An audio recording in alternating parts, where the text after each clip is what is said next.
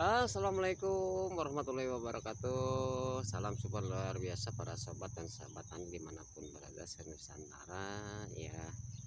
Syukur alhamdulillah kita bisa bersilaturahmi melalui channel YouTube-nya Mister WS ya, yang mudah-mudahan kita semuanya diberikan kesehatan lahir dan batin, juga rezeki yang banyak dan umur yang panjang.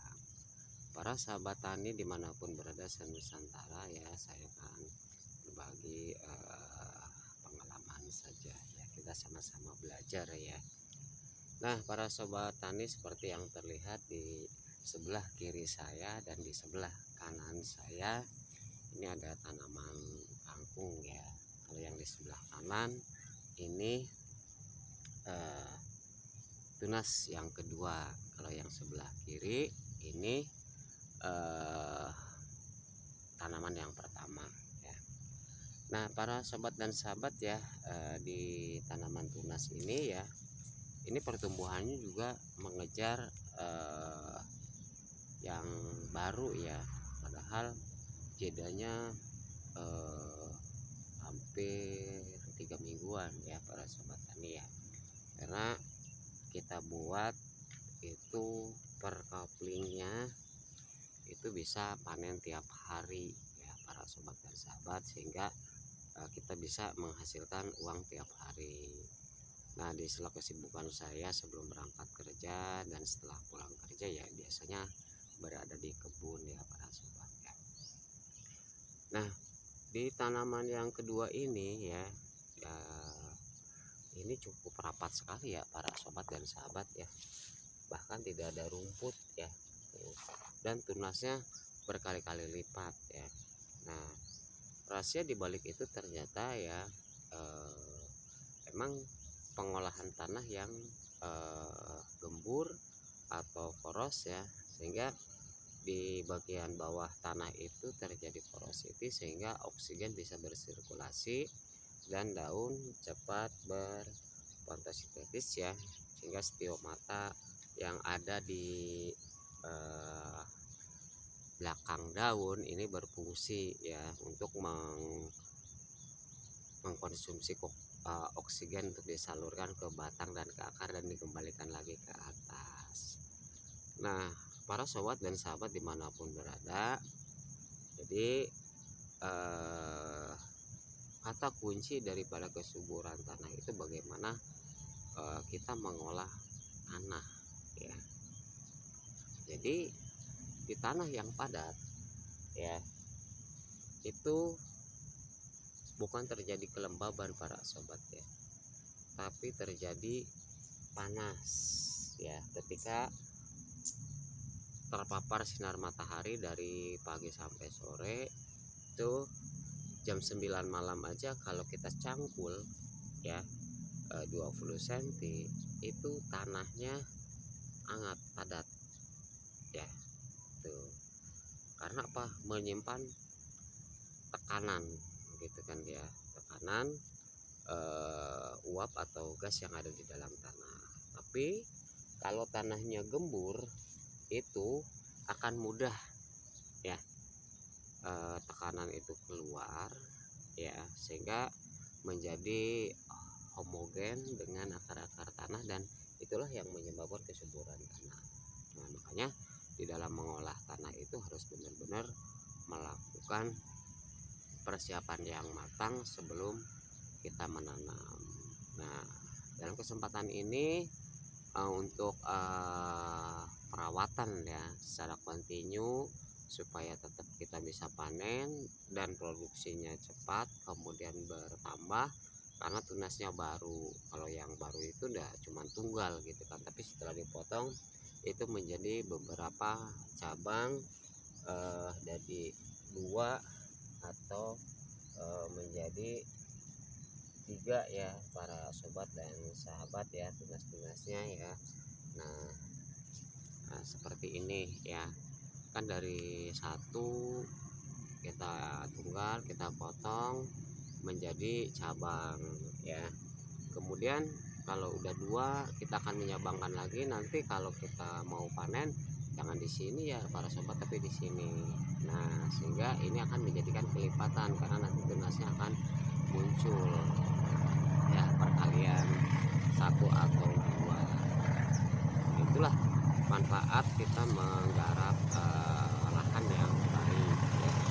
Kemudian ya dalam kesempatan ini saya berbagi, kebetulan saya masih tetap memikirkan ke bagaimana perawatan selanjutnya mengolah tanah dan tanaman, baik di sayuran, baik di tanaman perkebunan seperti kopi, kemudian lada, kemudian cengkeh, kemudian kelapa sawit ya.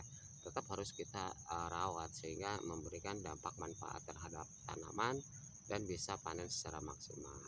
Nah, untuk mengolah tanah tersebut saya sudah membuatkan, saya terinspirasi dari pengikis kayu atau rimbas ya. Jadi kalau orang dulu mau bikin rumah itu kayunya gelondongan ya. Kalau digergaji lama dia pakai rimbas ya, terutama dolken ya. Dolken itu kayu tanggung ya, jadi dibuat persegi 4. Nah, cangkulnya seperti ini ya para sobat dan sahabat. Ini pendek ya, ukuran rimbas kayu ya. Ini sekitar 30 cm ya. Kemudian ini saya buat dari material pipa holo 5x10 ya. 5x10 dipotong, ini tidak panjang-panjang, saya hanya sekitar 20 cm kurang. Kemudian dipotongnya di bagian persegi yang di limanya, sehingga kalau kita ratakan ini seperti ini, ada garis ya, karena ini bekas lekukan ya. Yang 90 derajat saya pukul ratakan ya. Akhirnya sebesar ini. Yang tadinya 10 berarti nambah 2 cm ya, atau iya 2 cm atau 2,5 ya. Ini 10 tambah 5 menjadi 15 cm ya. Nah, kemudian tangkainya seperti ini, kemudian saya perkuat seperti ini ya, supaya mampu untuk mengungkit, kemudian ya ringan ya. Nah, terutama ini untuk menyiangi, menggemburkan tanah sehingga tanah itu bisa dihancurkan ya menjadi poros untuk menimbun akar atau membuat parit atau sekalipun membersihkan gulma. Nah, kelebihan daripada kenapa saya kok tidak pakai pelat eser ya. Nah, karena beda struktur logamnya. Kita cari logam yang benar-benar mengandung baja karbon ya. Kita bisa cek lah, kalau yang mengandung baja karbon itu ya suaranya nyaring ya. Suaranya nyaring, kemudian ada getaran atau ada resonansi, berarti material tersebut itu mengandung unsur baja. Baik, kita langsung saja praktek ya. Kalau para sahabat mau bikin, lihat ini bagian bawahnya, kemudian ini bagian atasnya dikasih penguat ya, karena kita pakai sudut 35 derajat. Kemudian ini dari plat strip, kemudian di lasnya full. Kenapa saya kok pakai las-lasan ya, biar seumur cangkul tersebut selama kita belum bosan menggunakannya. Seperti ini barang bekas semua ya para sobat ya. Ini pipahnya ya. Nah, kalau para sahabat mau bikin ya disesuaikan saja ya. Sekali lagi pada para sahabat, saya tidak menjual produk-produk saya karena saya belum bisa produksi dengan kesibukan saya.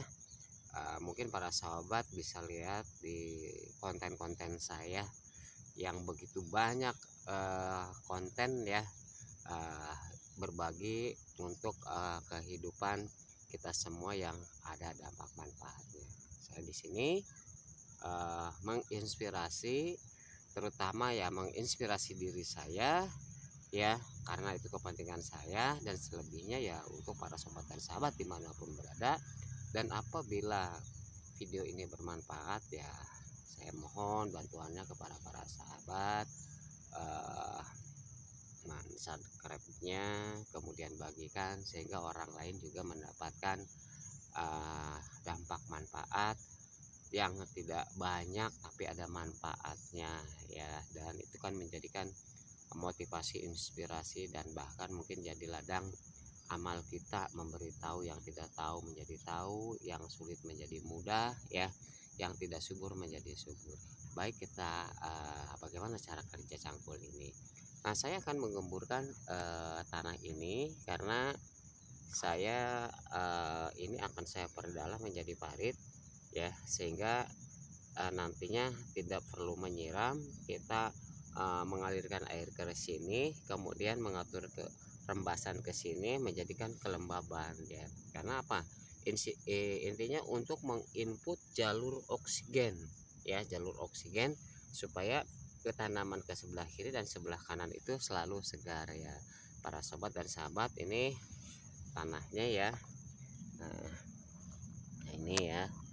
Nah, ini kalau misalkan ada gulma, ada rumput seperti ini ya, ini mudah saja tuh ya, satu kali cangkul aja tuh ini putus ya.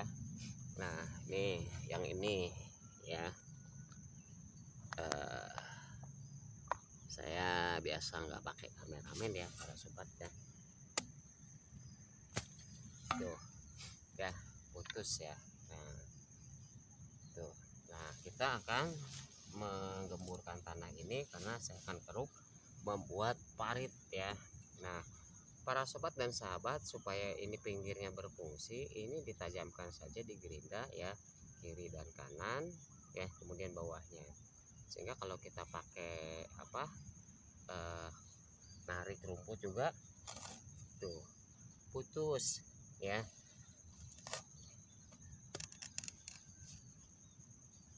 Nah, terkadang si pembuat atau perancang itu tidak berpikir bagaimana manfaatnya ya. Jadi kita ada 3 yang bisa digunakan. Ini untuk ngoret, ini untuk nyangkul, ini untuk narik ya para sobat ya.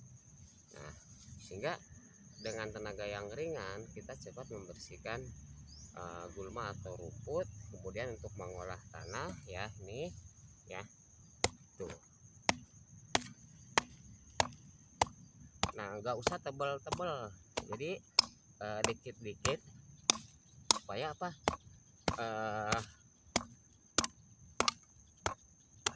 cangkulannya menjadi lembut para sobat tuh ya. Nah, ini yang dimaksud membuat tanah menjadi gembur dan poros ya para sobat ya. Nah, kenapa saya masih membuat alat-alat konvensional seperti ini ya, tentunya sangat murah ya, kemudian manfaatnya multifungsi ya, sehingga hasilnya seperti ini para sobat ya. Kegemburannya ini ya yang bisa tanaman kita menjadi subur karena ada rongga-rongga oksigen ya. Kemudian apabila ada udara yang berhembus, dia bisa masuk ke sela-sela, kemudian kalau kita siram menjadi lembab dan bisa menyimpan air. Nah, itulah para sobat dan sahabat ya, cangkul rimbas ini saya buat karena untuk mengolah tanah sambil nyantai para sobat ya. Tuh, jadi sambil jongkok karena kita akan lebih teliti ketimbang kita berdiri. Kemudian ya kita nyantai tapi hasilnya maksimal. Jadi para sobat dan sahabat dimanapun berada, mudah-mudahan video ini bermanfaat. Apabila bermanfaat, jangan lupa subscribe, share, dan bagikan. Terima kasih. Assalamualaikum warahmatullahi wabarakatuh.